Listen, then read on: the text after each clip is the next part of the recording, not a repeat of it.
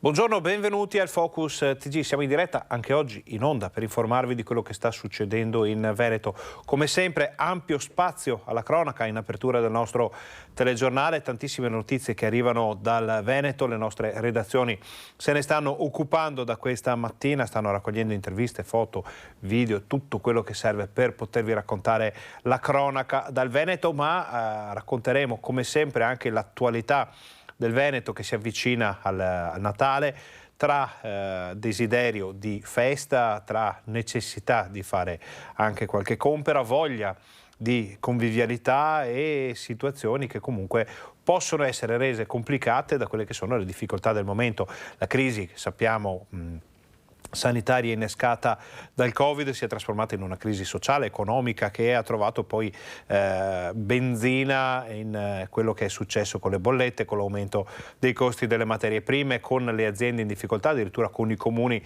in difficoltà. Ci sarà un'ampia pagina dedicata anche a questi temi e poi vediamo anche un po' di spirito natalizio. Ma partiamo subito immediatamente con la cronaca, perché c'è stato l'ennesimo incidente mortale in Veneto.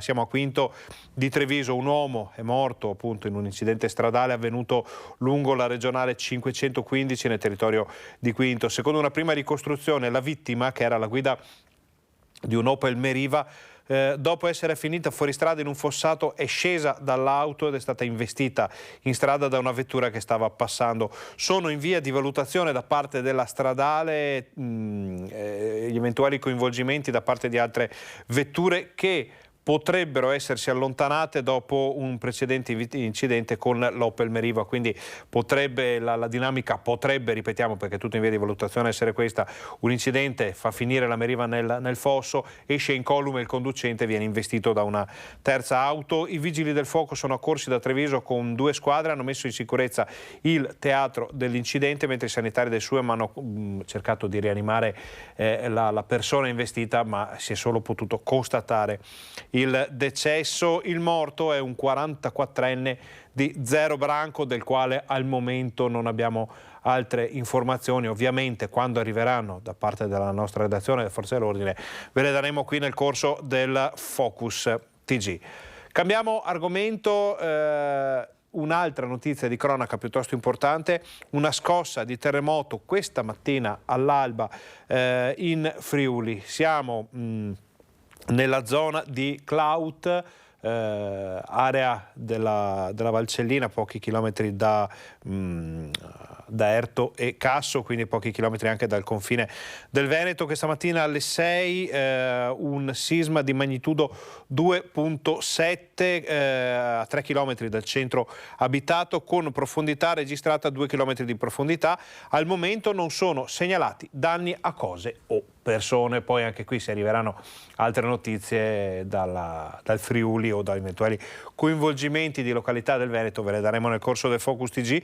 Rimaniamo in montagna perché arriva una notizia proprio pochi istanti fa. C'è stata un'altra valanga, questa volta ad Auronzo di Cadore. Attorno alle 10 l'elicottero del SUEM di Pieve di Cadore è decollato in direzione di Auronzo, dove tra Forcella Pogoff e Forcella della Neve si era staccata una valanga che aveva coinvolto 3 sci alpinisti a circa 2400 metri di quota. I 3 erano rimasti semisepolti, ma erano riusciti a estrarsi dalla coltre bianca da soli, aiutati da altri sciatori presenti, una trentina di persone in tutto, senza riportare pare alcuna conseguenza. Sbarcati con il Devericello, il tecnico di elisoccorsi e unità cinofila si sono sincerati che i presenti, tutti dotati di ARTVA, ovvero la strumentazione elettronica che permette di essere ritrovati anche sotto la neve in caso di valanga, stessero bene, che nessuno mancasse all'appello. I soccorritori hanno poi proceduto a una breve bonifica di sicurezza per rientrare, pronti a intervenire a Misurina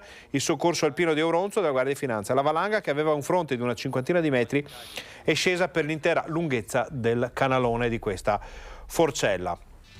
Anche in questo caso, come sempre, aspettiamo novità per poi darvene conto qui nel corso del Focus TG. Restiamo in montagna però, perché arrivano notizie riguardo una valanga, un evento ben più importante di quello di cui vi abbiamo appena parlato, ovvero la valanga della Marmolada di questa estate, perché si va verso l'archiviazione. Ricordate il 3 luglio scorso, immagini terribili, siamo andati anche in diretta in edizione straordinaria noi del gruppo Media Nord-Est, come sempre quando succedono queste vicende così importanti, così gravi.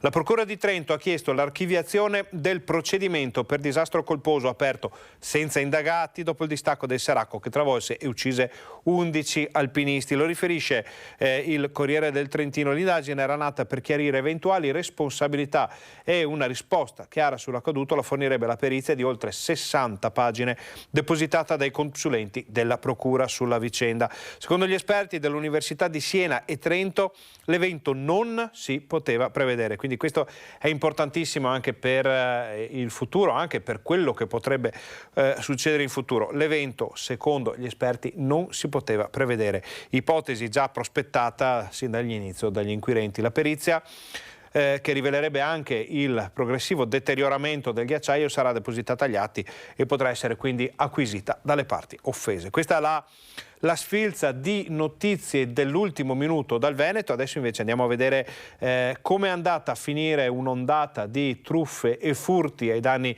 di anziani a Este, in provincia di Padova. Si presentavano a casa degli anziani spacciandosi per appartenenti alle forze dell'ordine o tecnici del gas, poi si intrufolavano nelle abitazioni rubando soldi e gioielli. Da tempo i carabinieri davano la caccia ad una banda di truffatori che agiva soprattutto nel territorio delle Stense. Sul luogo dove avvenivano i furti era sempre stata notata una Ford Focus bianca. Ieri pomeriggio quell'auto sospetta è stata notata da una pattuglia dei carabinieri in via Magazza a Este. La targa risultava clonata. Non appena i militari hanno cercato di fermarla, la vettura ha iniziato a sfrecciare a folle velocità. Dopo un lungo inseguimento tra Lozzo Attestino, Ospedaletto Euganeo e Borgo Veneto, i malviventi hanno abbandonato l'auto sull'argine del fiume Frassanelle perché il motore era in fiamme e hanno tentato di scappare a piedi ma sono stati arrestati. Si tratta di un 45enne e un 23enne residenti in provincia di Torino e un 22enne di Asti. I carabinieri hanno recuperato dell'area furtiva, 3.000 euro in contanti, spray urticante, una casacca della polizia locale e 2 coltelli. I vigili del fuoco arrivati sul posto hanno domato le fiamme che hanno distrutto l'auto usata per i colpi. Sono sempre di più i tentativi, anche in questo periodo, di truffe, furti ai danni di anziani. L'attenzione deve essere sempre altissima. Restiamo a Padova perché vi abbiamo raccontato in diretta praticamente ieri, perché la notizia è arrivata finché stavamo facendo qui il Focus TG, riguardante la caduta, il crollo di un pino marittimo sopra una vettura in pieno centro a Padova, nella prima circonvallazione padovana. Abbiamo visto le immagini in diretta e abbiamo ora un riassunto di quello che è successo, anche con le conseguenze. Vediamo il servizio. Ho sentito un forte rumore tipo mattoni che cadevano, sono subito corsa fuori a vedere e ho visto appunto l'albero sopra il furgone, ho subito chiamato il 112. Sono le 10:30, ha piovuto tutta la notte, ma vento e pioggia si sono fermati da ore, eppure un enorme pino marittimo si sradica dal ciglio della strada e finisce sopra 2 veicoli. Via Cernaia, la rotonda che collega stazione Centro e Bassanello si ingolfa di auto, è il delirio.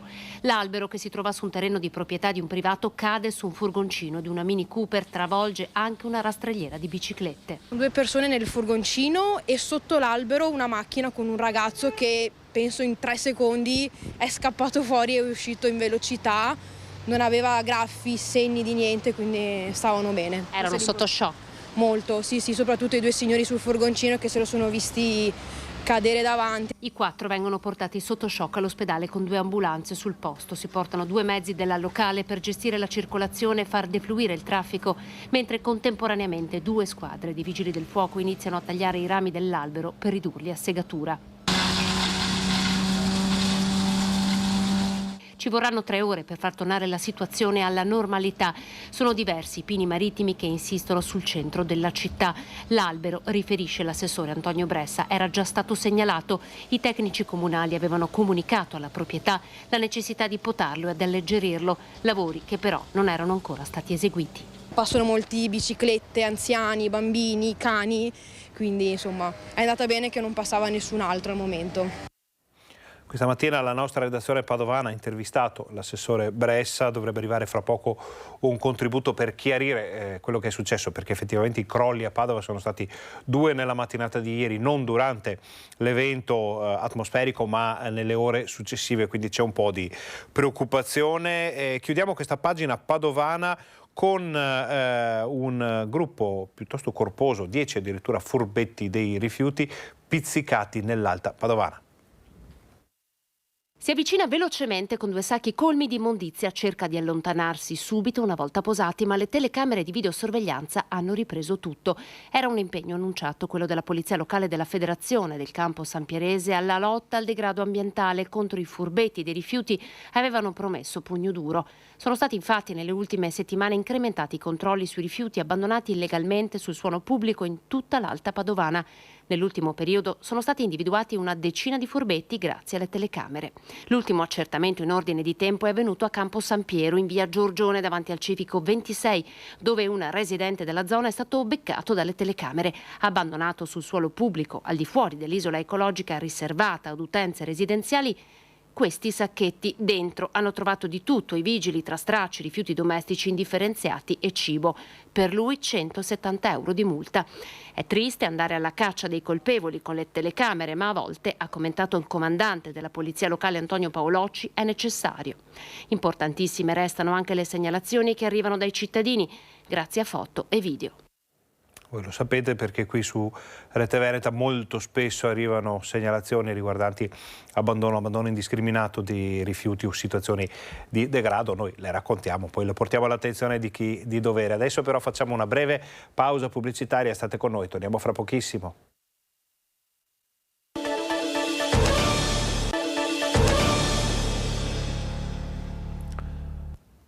Buongiorno, bentornati al Focus TG, siamo in diretta anche oggi in onda per informarvi di quello che sta succedendo in Veneto. Siamo nella pagina della cronaca che abbiamo aperto con l'ennesimo incidente mortale avvenuto a Quinto di Treviso di questo 2022 davvero drammatico sulle strade del Veneto. Adesso proseguiamo il giro di cronaca, se si può dire, con le notizie che arrivano dall'ennesimo controllo straordinario a Vicenza. È stato sequestrato un etto di hashish. Oltre un etto di hashish è stato sequestrato dagli agenti di polizia della squadra volanti nel corso dei controlli straordinari del territorio comunale di Vicenza disposti dal questore. La droga era detenuta ad uso personale da un cittadino macedone di 21 anni che è stato segnalato alla prefettura. Controlli specifici, quelli effettuati congiuntamente ai finanzieri e alla polizia locale, mirati non solo al contrasto dello spaccio di stupefacenti, ma a scoraggiare la diffusione dei fenomeni di microcriminalità e degrado. Verificata la situazione segnalata anche dai residenti a Ponte degli Angeli, via Rattazzi, Corso San Felice e Fortunato, via Muttoni e Campo Marzio. Controllati parchi e giardini come Piazza Matteotti e il Quadrilatero, dove sono stati identificati e allontanati dal capoluogo soggetti intenti a bivaccare sulle panchine, consumando alcolici, disturbando persone e attività commerciali. Complessivamente sono state controllate 39 autovetture, 5 esercizi pubblici, 94 persone, di cui 38 stranieri e 27 con precedenti penali. Al termine delle operazioni il questore ha disposto 2 ordini di allontanamento dal territorio nazionale per pregiudicati stranieri. Inoltre, sempre nei confronti di persone pregiudicate, sono stati emessi 3 fogli di via dal comune di Vicenza e 4 avvisi orali. Ora andiamo nel veneziano per vedere le immagini e sentire le parole di addio a Cinzia Luison, l'ennesima vittima di femminicidio in Veneto. Una cerimonia funebre lontana dai riflettori. Massimo Riserbo hanno chiesto ai familiari per l'addio a Cinzia Luison, la donna uccisa a San Stino di Livenza a colpi di bottiglia sulla testa dal marito Giuseppe Pitteri. Transenne protezione civile per allontanare fotografi e televisioni. Il feretro di legno chiaro con un cuore di rose bianche e rosse è stato accolto dalla pioggia sul sagrato della chiesa parrocchiale di Santo Stefano. Le figlie e altri parenti indossavano un fiocco rosso e altri ricami alla lotta contro i femminicidi. La tristezza ci caratterizzerà sempre. Il Vangelo però dice che non è così, ha detto Don Alberto Arcicasa nell'omelia. E Cinzia è l'ennesima vittima del vuoto che si sta facendo sempre più strada nel cuore malato della nostra società. Il pensiero è andato poi a tutte le donne che sole, confuse, soffrono, schiacciate tra il fallimento di una storia e la speranza di un sogno da non perdere. Don Alberto ha evocato poi la misericordia anche per il marito di Cinzia. Però in questo affidarti tutti non possiamo escludere neanche colui che ha alzato la mano in modo così brutale contro di lei. Nell'epigrafe accanto alla foto il messaggio delle figlie Greta e Noemi alla nostra mamma, che è sempre stata il nostro unico e fondamentale punto di riferimento in ogni nostra scelta. Ti ameremo sempre.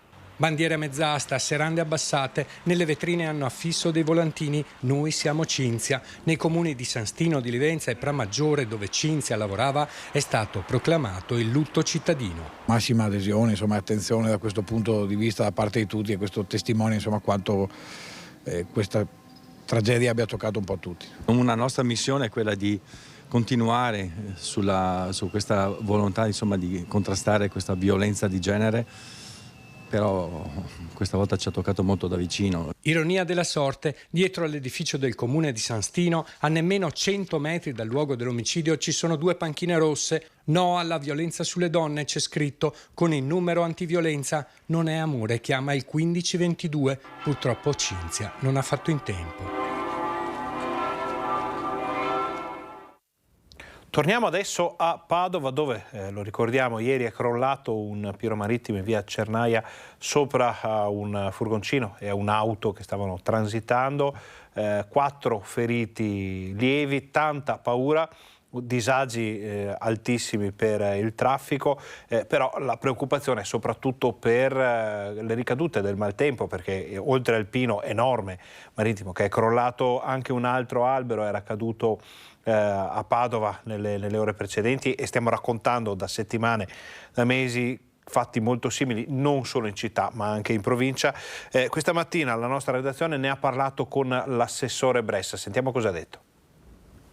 In poche ore 2 pini caduti a terra. È bastata una giornata di piogge, prima in via Canestrini e poi in via Cernaia a Padova. I vigili del fuoco sono dovuti intervenire per rimuovere 2 grossi alberi che si sono sradicati. Il primo episodio in via Canestrini nella notte tra giovedì e venerdì. Il pino è caduto in un cortile privato senza provocare feriti. Quello di ieri mattina invece in via Cernaia poteva avere conseguenze ben più gravi. Il pino marittimo infatti è caduto in pieno giorno in una mattinata di traffico intenso, centrando un'auto e un furgone. 4 persone sono rimaste leggermente ferite e sono state estratte sotto shock dai pompieri.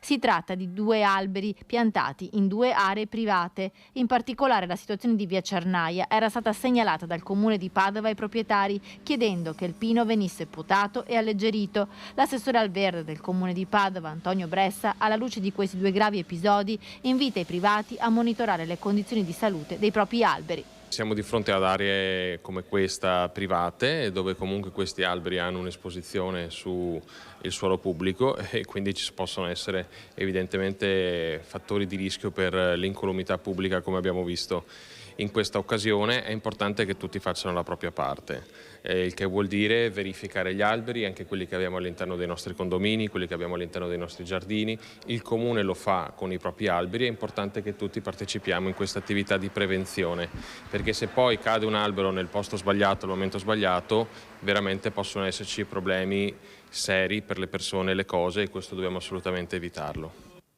Chiudiamo la pagina della cronaca, pronti come sempre a riaprirla se dovessero arrivare notizie dalle nostre redazioni. Andiamo a vedere una vicenda della quale vi avevamo parlato qualche giorno fa, ovvero la storia del piccolo Ettore, un bambino che ha importanti problemi di salute e che deve essere seguito in un modo molto forte anche durante le ore scolastiche. Pare che l'azienda sanitaria non riesca a coprire tutte le ore scolastiche, i genitori chiedono maggiore attenzione, la vicenda è finita in tribunale, siamo andati a sentire com'è andata la prima udienza. Prima udienza in tribunale a Vicenza che vede la famiglia del piccolo Ettore Dal Porto contro l'ULSS 7 per garantire tutela al bimbo affetto dalla sindrome di Moebius. I genitori del piccolo hanno voluto affidarsi all'aula del Palazzo di Giustizia per far sì che il loro figlioletto, che necessita di costante e precisa assistenza, possa vivere una vita come tutti gli altri bambini, a cominciare proprio dalla scuola. Seguiti dall'avvocata Laura Andrau, esperta in diritto delle disabilità, primo passo con l'enunciazione di fronte al giudice della vicenda di Ettore e delle richieste. Non dovremmo essere qui oggi. Ettore dovrebbe avere l'assistenza infermieristica totale a copertura di tutto l'orario scolastico ed essere in sicurezza. L'udienza di oggi è andata bene, ne usciamo soddisfatti. Il giudice è stato molto accogliente, ha voluto ascoltarci, ascoltare la storia di Ettore, ascoltare qual era stata la questione che aveva bloccato, no? L'assistenza in favore di Ettore. Si è riservato giustamente e correttamente, quindi rimaniamo in attesa che questa riserva venga sciolta. L'avvocata spiega anche i prossimi passi da seguire, una volta avuta la risposta e sciolta la riserva, se il giudice accoglierà le istanze della famiglia di Ettore. Ettore verrà valutato attraverso una consulenza tecnica d'ufficio e verranno valutate le sue esigenze che formalmente non sono mai state contestate dall'ULSS, ma nei fatti sì, perché è sempre stata erogata un'assistenza inadeguata. I genitori di Ettore stanno portando avanti una battaglia importante che si allarga a tutte quelle famiglie che si trovano nella loro stessa situazione. Chiedono solo che vengano garantiti i diritti allo studio, al gioco, alla condivisione, alla crescita del loro piccolo. Quello che stiamo cercando di fare non è appunto solo per Ettore, ma è cercare di andare contro un sistema che punta a non creare dei precedenti. E davanti al tribunale anche il comitato a sostegno del piccolo Ettore e della sua famiglia. Anche sui social è partito un tantan di supporto, perché, come si legge in uno dei cartelloni, i diritti non sono privilegi. Noi siamo qua appunto per essere solidali a tutti quanti a cui hanno bisogno di questa conoscenza, di questo percorso che sono costretti a fare per avere i loro diritti. Una vicenda che è un po' il paradigma di quello che può succedere alle famiglie che hanno questo genere di difficoltà. Ovviamente noi vi raccontiamo sempre quello che succede, vi racconteremo anche come andrà a finire questa vicenda. Adesso però facciamo una breve pausa pubblicitaria, voi state con noi perché torniamo fra pochissimo.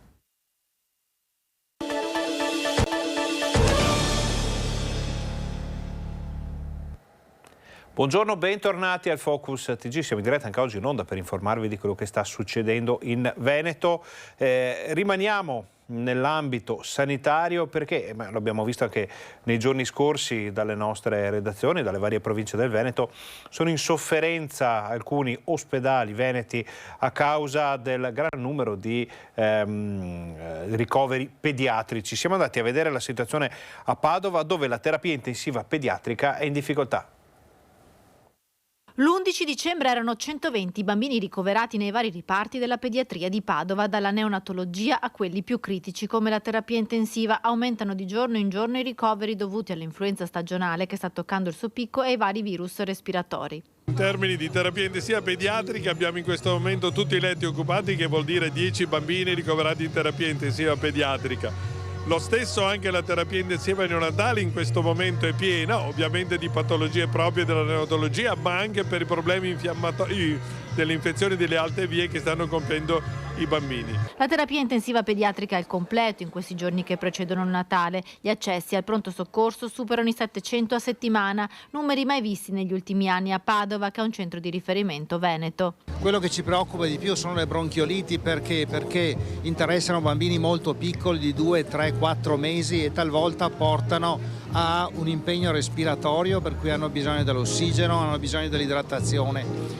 Quindi siamo un po' preoccupati perché per la carenza di posti letto. Questo sta avvenendo in tutta Europa e anche negli Stati Uniti. E in un periodo in cui gli sforzi della pediatria sono al massimo, arrivano però buone notizie per quello che sarà il futuro del Dipartimento di Salute della Mamma e del Bambino. Continuano, seguendo la tabella di marcia, i lavori della nuova pediatria. Il cantiere prosegue secondo i tempi. Il cantiere in piena attività, Domenica sera getteremo il piano terra di questa nuova pediatria nei 2/3 dell'area libera, poi aspetteremo un po' che si liberi anche la parte occupata dagli scavi archeologici e dall'amianto, e quando finiranno i lavori, ma insomma 2025 sicuramente avremo la nuova pediatria realizzata. Chiudiamo la pagina sanitaria con i dati che ci arrivano dall'azienda Zero della Regione del Veneto, perché insomma è sempre bene tenere d'occhio l'evoluzione del Covid anche in questo momento, e vediamo che il numero delle nuove positività è comunque molto ridotto, perché siamo a 2.858 nuovi casi, e quindi un numero molto basso. Solo 55.000 circa le persone attualmente positive in Veneto, quindi è una fase di calo. Vediamo anche che gli ospedali stanno iniziando a respirare, si stanno liberando anche gli ospedali, sono sempre meno le terapie intensive e le aree non critiche impegnate. Purtroppo sono da segnalare ancora 14 decessi. Voltiamo pagina, chiudiamo questa pagina e andiamo a vedere la situazione economica. Vediamo come sta andando con il caro carburante. Noi abbiamo gestori di impianti che stanno funzionando bene, eppure hanno inviato la disdetta alla compagnia, ma ultimamente parliamo di parecchi gestori, è una cosa pazzesca, e in molti casi l'impianto rimane chiuso. I margini sono talmente risicati che anche una grossa mole di lavoro rischia di non bastare. Moreno Parina, coordinatore dei gestori di impianti del Trevigiano, alla fine di un anno caratterizzato dalla rincorsa dei prezzi, mette in fila cifre e prospettive. Lo fa ovviamente dal punto di vista dell'imprenditore. Un numero su tutti: se il prezzo medio alla pompa è di 1,70 euro per la benzina, al gestore restano poco più di 3 centesimi, se si paga con carta ancora meno. Su 50 euro di spesa mi prendono praticamente quasi 40 centesimi di commissione. Su 50 euro, se guarda sotto, il gestore praticamente ha €1 lordo, la carta di credito mi dimezza letteralmente il guadagno. Quindi immagine folle, basterebbe poco, basterebbe un centesimo in più al litro e risolveremo molti dei problemi dei gestori. Però sembra che i gestori non interessi assolutamente a nessuno. Sullo sfondo c'è lo sconto sulle accise, tagliato da 30 a 18 centesimi, almeno fino al 31 dicembre. Pensiamo che non sarà più prorogata, per cui in questo momento c'è ancora questo sconto e probabilmente, mi auguro, spero vivamente di sbagliarmi, probabilmente dal 1 di gennaio ci sarà un salasso di 18 centesimi al litro su gasolio e benzina. Ma procedere alla proroga, dice Parina, al momento è la priorità. L'alternativa fra 2 settimane è ritrovarsi il gasolio a quasi €2 e a guadagnarci sarebbero sempre gli stessi. Nessuno si è accorto di questa differenza, nessuno si accorge che le compagnie petrolifere stanno approfittando dello sconto delle accise del governo per incamerare utili in modo osceno. Vi racconteremo anche gli sviluppi di questa situazione. Adesso però andiamo a vedere la situazione dei comuni che sono alle prese con il caro energia, con le bollette, con le spese sempre più importanti. Il caro energia spaventa i comuni, ma chi è stato lungimirante ed era già intervenuto innovando l'illuminazione pubblica LED, oggi regge meglio l'urto della crisi. Chiampo è uno di quei centri che ha saputo guardare avanti. Siamo riusciti a contenere di molto l'impatto negativo. L'impatto più negativo invece lo avvertiamo sul tema del gas, proprio perché lì evidentemente non abbiamo ancora messo in atto sistemi che ci permettano un effettivo risparmio. I comuni, per fronteggiare il caro energia, attuano variazioni di bilancio, rinunciando ad altre partite di spesa e senza la possibilità di fare previsioni, perché il prezzo di gas ed elettricità è oscillante.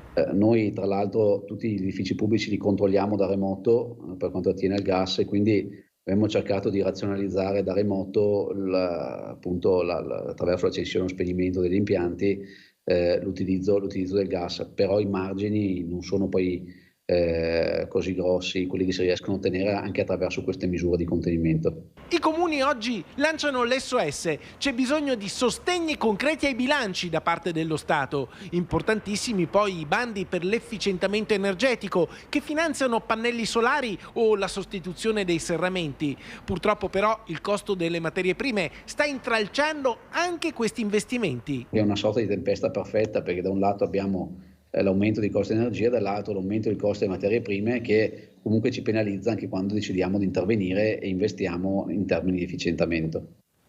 Non va molto bene per alcuni comuni anche nell'ambito del personale. A Venezia, ad esempio c'è addirittura l'anagrafe al collasso. Vediamo. Tra pensionamenti e cessazioni di altro tipo non si è mai dato uno scambio al turnover. Le persone andavano via e non venivano sostituite con numeri reali.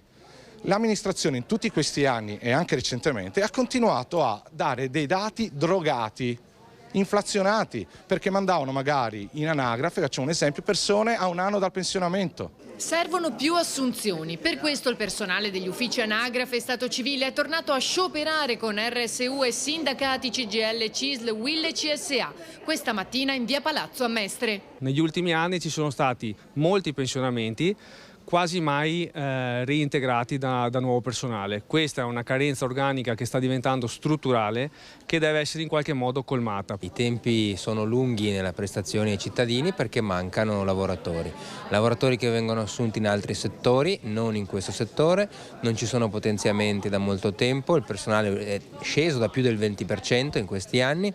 Noi siamo stati anche in prefettura, il personale nei mesi scorsi ha fatto anche gesti simbolici come quello di scrivere alla prefettura proprio per restituire le deleghe rispetto all'attività di anagrafe e Stato civile, e quindi quello che noi abbiamo chiesto in tutte queste settimane al Comune è definito un piano straordinario di assunzioni per potenziare questi servizi che sono essenziali ai cittadini, perché parliamo di matrimoni, decessi, documenti di identità. Si è passati, dicono i sindacati, dai 120 addetti del 2015 ai 104 del 2022 e secondo l'RSU il motivo alla base di questa mancanza di personale è uno. Hanno esaurito la pianta organica, perché noi siamo legati a una pianta organica e una volta che riempi la pianta organica di personale adibito ad altri settori, naturalmente non puoi più adibirlo come amministrativo. Continuano a fare concorsi per la polizia municipale.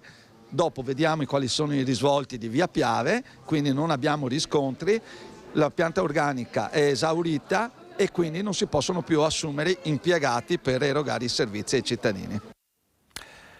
Una vicenda legata a questa situazione è quella dei concorsi pubblici, ma è l'altra faccia della medaglia, perché pare che in molti casi, almeno nella Marca trevigiana, vadano deserti.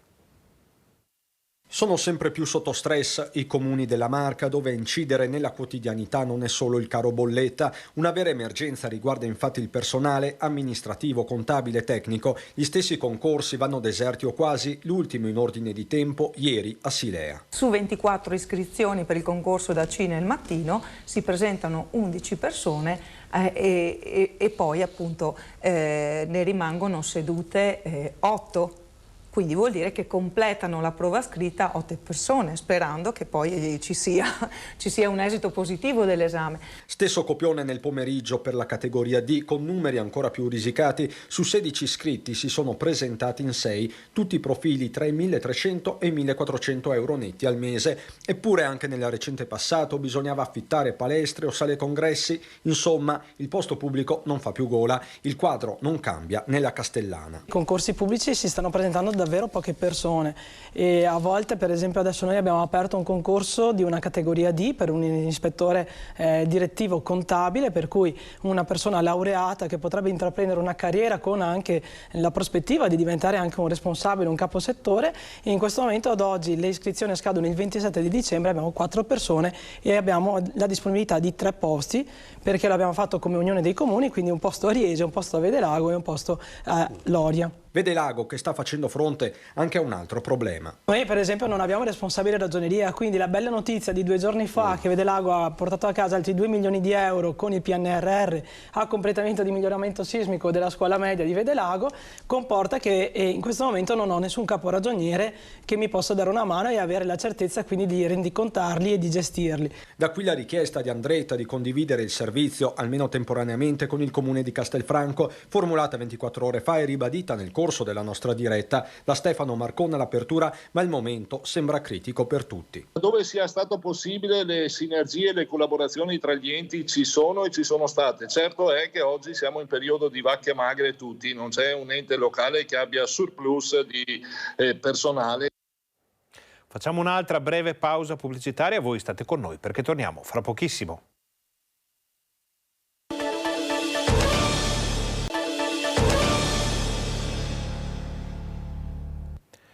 Buongiorno, bentornati al Focus TG, siamo in diretta anche oggi in onda per informarvi di quello che sta succedendo in Veneto. Siamo nella pagina, per così dire, dell'attualità economica della nostra regione. Andiamo a Padova per vedere un contributo relativo al bilancio 2022 delle imprese artigiane padovane. Sì, buongiorno da Padova, qui con me Luca Montagnin, presidente di CNA Padova, in occasione del CNA Day 2022, nel quale vengono premiate le eccellenze del territorio, le imprese che si sono distinte per professionalità in quest'anno, un anno, ma è anche l'occasione per fare il punto un po' di quest'anno. Il 2022 un anno particolarmente tosto, doveva essere un anno di ripresa, di uscita dalla pandemia, ma moltissimi imprenditori hanno dovuto affrontare la crisi energetica. Presidente, che anno è stato per le imprese? Quali settori che hanno sofferto particolarmente? Sì, buongiorno a tutti innanzitutto. È proprio stato un anno 2022 caratterizzato da grandi e altalenanti momenti di difficoltà per le imprese, sia per la metalmeccanica sia anche per il comparto casa. Un anno che sembrava partire bene e dopo l'uscita dal Covid invece poi ci siamo trovati subito una guerra proprio vicino alle nostre porte di casa, una cosa mai pensata, e questo ha fatto sì che nei mercati economici e anche lavorativi hanno creato diverse tensioni, aumentando costi, aumentando le materie prime proprio dei costi e la scarsità poi di ritrovare le materie prime. Queste aziende sono andate in sofferenza, sono andate in difficoltà, non siamo più riusciti a lavorare con l'estero nel modo che si lavorava prima, auspicandoci quella ripresa e quel PIL che nella nostra regione Veneto avrebbe dovuto dare. Abbiamo avuto difficoltà anche nell'attraversamento dell'anno proprio per quanto riguarda il costo dell'energia che le imprese sono dovute trovare e sostenere. Pensiamo che il kilowatt è aumentato quasi 4 volte di più e questo sicuramente non era stato previsto per le nostre imprese e i nostri mercati. Imprese sane che però hanno dovuto mettere mano a quelli che erano i guadagni, le risorse che tenevano proprio per fronteggiare eventuali emergenze. Cosa vi aspettate per il 2023 e soprattutto la speranza che venga anche rinnovato il super bonus che ha permesso di rilanciare molti settori? Il 2022 è proprio stato un anno molto importante grazie a questi strumenti del super bonus che ha dato una spinta molto forte sul comparto casa. Ahimè purtroppo non è stato quello che si voleva e ha creato una bella spinta lavorativa ma grandi problemi alle nostre imprese artigiane che sono sane, che lavorano con principi etici che ci contraddistinguono.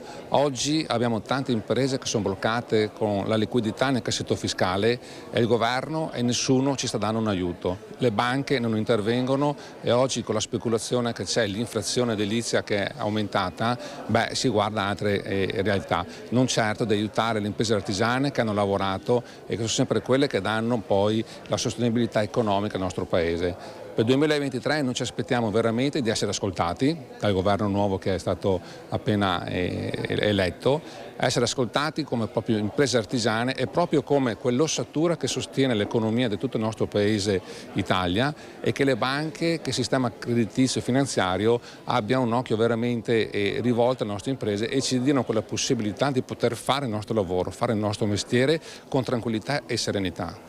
Imprese che in un tessuto economico, mi permetto di sottolineare, come quello del Veneto e del Padovano, sono fondamentali perché danno lavoro a tantissime famiglie. Venendo a mancare le imprese viene a mancare proprio la ricchezza, lo stipendio da tante famiglie. Assolutamente, si dice bene, perché se pensiamo sempre che le nostre imprese artigiane sono realizzate, non dico da famiglie, ma famiglie più collaboratori, perché per noi le persone che lavorano all'interno della nostra azienda diventano dei collaboratori e magari anche poi gli affetti diventano anche parte veramente integrante con noi.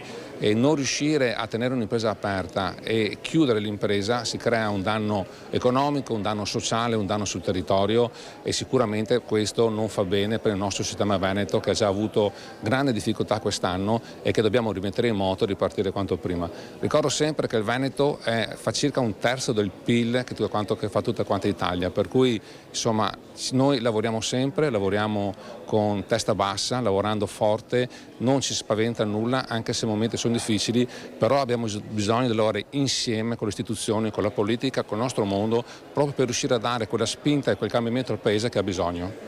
Allora ringraziamo Luca Montagnin, da Padova è tutto, restituisco la linea allo studio. Noi ringraziamo Valentina Visentini, sua ospite, per questo intervento. Adesso andiamo a vedere quello che è un report di Confcommercio sul Natale ormai imminente. Uno slalom tra spinte ai regali e bollette da pagare. Sarà così il Natale 2022. Rispetto allo scorso anno ci sono diverse incognite in più, la prima fra tutte l'emergenza bollette, poi il conflitto in Ucraina e per finire l'elemento inflazione. L'inflazione è attesa al 6% e questo ha una ricaduta sui prezzi al consumo media dell'11% circa. La 13ª non è più vocata al rito natalizio, il 33% la utilizza per fare fronte alle spese di casa e famiglia, il 20% la mette via come risparmio, il 16,2% la utilizza per tasse e bollette. Per quanto riguarda il budget, il 97% dei consumatori spenderà fino a 300 euro, mentre solo il 3% spenderà oltre i 300 euro per una spesa media di 151 euro a persona. Tecnologie e giocattoli, gli acquisti che vanno per la maggiore. La scelta va molto sul tecnologico, iPad, smartphone, tablet, cose così, acquisti di questo tipo, materiale tecnologico, giocattoli per un 30% circa sono spese per giocattoli per i bambini. Si regalano anche prodotti enogastronomici, l'81,1%, libri il 55,1%, capi di abbigliamento il 48%. Tra le scelte di acquisto sul web troviamo ai primi posti con il 74,4% gli abbonamenti alle piattaforme streaming. Non solo, ristoratori ottimisti, per il pranzo di Natale molti locali hanno già il tutto esaurito. C'è tantissima richiesta di cene aziendali che sono rimaste ferme per un biennio e quest'anno invece sono ripartite alla grande bene per la ristorazione che ha recuperato i livelli pre-Covid e in molti casi superato. Le previsioni per la fine dell'anno sono buone. La previsione è di chiudere l'anno, il 2022, con un PIL a più 4%, che è un dato molto buono, positivo, trainato da 3 trimestri che sono andati decisamente molto bene, al di sopra delle attese, delle aspettative. Cambiamo decisamente argomento, torniamo a Padova dove vi abbiamo raccontato nei giorni scorsi la vicenda di Don Luca Favarin che si occupa della gestione, della cura degli ultimi, dei migranti, di persone in difficoltà. C'è stata una frattura tra Don Luca e la diocesi di Padova, adesso arriva anche notizia di pochi istanti fa, la sospensione del sacerdote. Da oggi sospeso a divinis ai sensi del diritto canonico. Inizia così il messaggio postato su Facebook questa mattina da Don Luca Favarin in cui comunica di aver ricevuto la notizia della sospensione dal servizio sacerdotale, un provvedimento di solito impartito ai sacerdoti per gravi mancanze disciplinari. È la seconda comunicazione dell'ormai ex prete che pochi giorni fa, sempre sul suo profilo social, aveva scritto di essere pronto a lasciare la Chiesa per profondi contrasti con la diocesi di Padova. Ora l'addio ufficiale e definitivo. Sic transit gloria mundi, ma resta e resterà sempre la felicità e la forza di una vita che ci coinvolge per servire e amare con serenità e un cuore abitato dalla gioia. Scrive inoltre nel suo messaggio Don Luca: io oggi mi sento come Mosè che, spalle a un luogo diventato ormai di potere e oppressione, guarda in avanti alla ricerca di una terra promessa, prosegue Favarin, esprimendo anche il rammarico di non aver mai avuto in 20 anni una visita della curia alla sua comunità per capirne le ragioni. Si accoglie questo in silenzio e senza rabbia alcuna, conclude poi Luca Favarin. L'articolo del diritto canonico, citato nella nota della sospensione, vieta a Don Luca di prendere parte in alcun modo come ministro alla celebrazione del sacrificio dell'Eucarestia o di qualunque altra cerimonia di culto pubblico. notizia, dicevamo, di pochi minuti fa, di questa mattina, appena raccolta dalla nostra redazione. Se arriveranno aggiornamenti, dichiarazioni, interventi o approfondimenti su tutto questo, ve ne parleremo nel corso della nostra informazione. Andiamo a sentire invece il primo messaggio del vescovo Brugnotto di Vicenza alla sua comunità.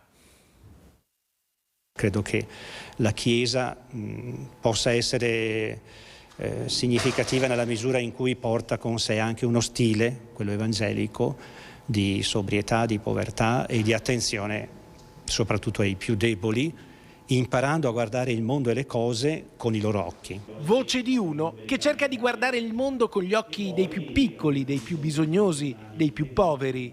Il nuovo vescovo di Vicenza indica la strada che ha davanti da percorrere con stile evangelico. Appena entrato nella comunità vicentina, a pochi giorni dalla sua ordinazione a vescovo, Monsignor Giuliano Brugnotto definisce il santuario di Monteberico un gioiello spirituale. Monteberico è un santuario molto legato anche a tanti fedeli a cui sono molto legati tanti fedeli di Treviso, quindi non è esclusivamente di Vicenza, è a servizio, mi sembra, di tante persone che vivono nel territorio più ampio rispetto a Vicenza. Certo, è un gioiello per noi, è un gioiello spirituale ed è una possibilità di incontrare le persone e dare a loro il coraggio di affidarsi a qualcuno attraverso la cura materna di Maria, che è in grado di ascoltare le domande più profonde, e quindi è davvero una bella realtà che la diocesi di Vicenza penso possa custodire come un gioiello preziosissimo. Sarà lui il vescovo che il 7 marzo del 2026 celebrerà il Giubileo della Rinascita per i 600 anni dalla prima apparizione della Madonna a Monteberico. Lo farà nel suo stile, segnato dalla sobrietà, la stessa sobrietà con cui risponde quando viene invitato alla suggestione del futuro, ora che è all'inizio del suo ministero episcopale a Vicenza. Come vorrebbe essere ricordato un domani? Come vescovo di Vicenza spero di essere ricordato come uno che ha contribuito alla vita ecclesiale e sociale con quel poco di carisma che è messo nelle mie mani e quel tanto di provvidenza divina che si è abbattuta su di me e che spero, non sia troppo impedita nel realizzare attraverso la mia persona quel servizio di attenzione soprattutto alle realtà più deboli. Andiamo a Padova a vedere un'iniziativa natalizia per i più piccoli.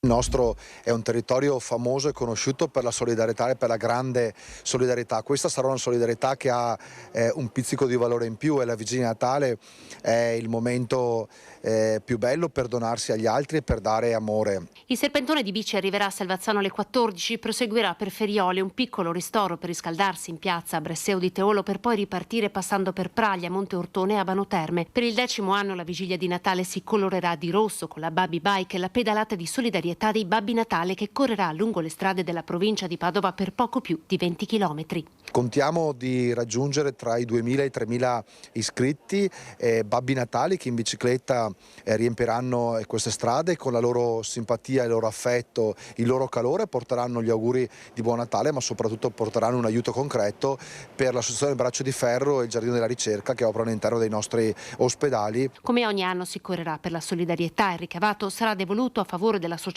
Braccio di Ferro Onlus, che sostiene l'hospice pediatrico e le famiglie che devono convivere con una diagnosi di inguaribilità, e poi il Giardino della Ricerca. Abbiamo sposato quella che è la carta dei valori che con la dottoressa Benini abbiamo messo a punto, in maniera tale che i fondi abbiano sempre una destinazione programmata nel corso del tempo, per dare la possibilità per l'appunto che l'hospice, a seconda delle necessità che ha, possa portare avanti programmate degli investimenti. L'ultimo che abbiamo fatto è stata la ristrutturazione dell'hospice, rifatto in maniera abbastanza completa, abbiamo rifatto tutte le stanze. Una corsa in rosso per aiutare i bambini, la ricerca, per poter offrire loro una speranza di guarigione. I laboratori di oncomatologia stanno cercando una cura personalizzata, cioè si porta avanti un progetto di mappatura del DNA di quel tumore per quel ragazzo, con la possibilità di testare quella che si chiama una libreria di farmaci per capire se c'è un gene che è mutato e se quei farmaci riescono in qualche modo a rallentare o a fermare lo sviluppo del tumore. L'iniziativa è stata presentata dal vicepresidente della provincia di Padova Vincenzo Gottardo insieme ai sindaci di Selvazzano Dentro, Giovanna Rossi, Teolo, Valentino Turetta e Abano Terme con Federico Barbierato. Questa era l'ultima notizia del nostro telegiornale, ma abbiamo ancora due note di cronaca da passarvi, perché è arrivata adesso una notizia in redazione. Nell'ambito dei controlli sulle cosiddette patenti facili a Verona sono state denunciate 3 persone per i reati di truffa ai danni dello Stato con uso di apparecchiature elettroniche e frode. In sostanza, durante una prova d'esame per la patente, la polizia locale impegnata nei controlli ha scoperto una ragazza che si era presentata per sostenere la prova con un telefonino nascosto in una felpa con cavo e cuffiette tra i capelli. Da qui gli agenti sono risaliti a 2 uomini, un italiano e un pakistano, trovati all'esterno della sede dell'esame in un SUV, che avevano il materiale per collegarsi con la ragazza e suggerire le risposte ai quesiti. Invece a Bassano i carabinieri hanno denunciato 3 persone che si spacciavano appunto per carabinieri della compagnia bassanese per vendere telefoni inesistenti. La gente poi si presentava in caserma chiedendo tal carabiniere dell'appuntato tal dei tali, che non esistevano. Sono partite le indagini e sono state appunto denunciate 3 persone. I militari avvertono attenzione, in questo periodo le truffe sono tantissime, bisogna stare attenti. Al primo dubbio si chiama il 112. Questa era la chiusura del nostro TG. Noi ringraziamo Fabio Verin per la regia, ringraziamo tutti i colleghi che ci hanno permesso di portare nelle vostre case tutte le ultime notizie del Veneto. Ringraziamo voi per essere stati con noi. Vi ricordiamo che tutto il resto lo vediamo nel TG Bassano e nel TG Vicenza. Vi auguriamo un buon pomeriggio.